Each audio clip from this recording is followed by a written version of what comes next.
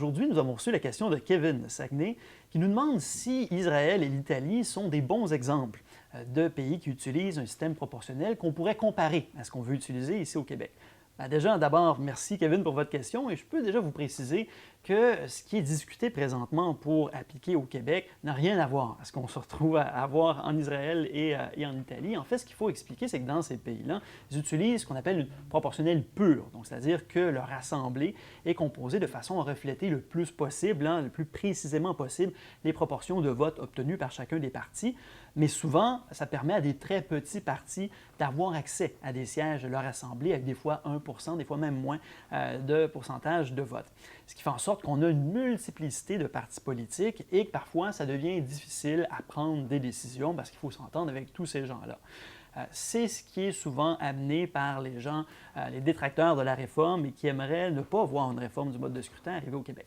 Alors, pour vous rassurer déjà, vous dire qu'il n'y a absolument rien de comparable à Israël ou en Italie qui veut être appliqué ici au Québec. Toutes les personnes qui se sont penchées sur cette question-là, toutes les interventions qui ont eu dans les consultations publiques ont toujours convergé vers une position qui était un mélange de notre système actuel, dit majoritaire, et d'un système proportionnel. Donc, c'est d'avoir au moins 60 % de nos sièges de notre Assemblée nationale qui seraient élus de la même façon qu'on a présentement. Donc, d'avoir des représentants de territoires, de circonscriptions, élus par des gens de la circonscription, comme on a présentement, et un 40 % de sièges qui seraient donc des sièges dits de compensation régionale, donc de faire en sorte qu'on vienne compenser les écarts lorsqu'un parti obtient moins de pourcentage de sièges qu'il a obtenu de vote. Les sièges de compensation permettent de rapprocher cette représentation-là d'une représentation proportionnelle. Et ces sièges-là seraient distribués dans différentes régions du Québec en fonction donc de l'appui populaire que chacun des partis aura obtenu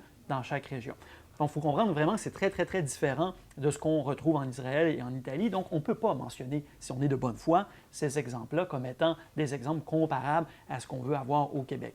Il faudrait plutôt se comparer à, par exemple, en Nouvelle-Zélande ou en Écosse, qui sont des endroits d'origine qui ont un héritage britannique et qui ont adopté des systèmes proportionnels mixtes compensatoires comme ce qu'on veut avoir au Québec et qui ont ça depuis des décennies et qui va très bien. En Nouvelle-Zélande, ils ont eu même un référendum de validation pour demander à la population, maintenant que vous avez expérimenté le système proportionnel mixte compensatoire, est-ce que vous trouvez que ça vous permet d'être mieux représenté, que ça reflète davantage vos valeurs? Et de façon massive, majoritairement, la population a dit oui, qu'ils voulaient conserver le système proportionnel mixte compensatoire.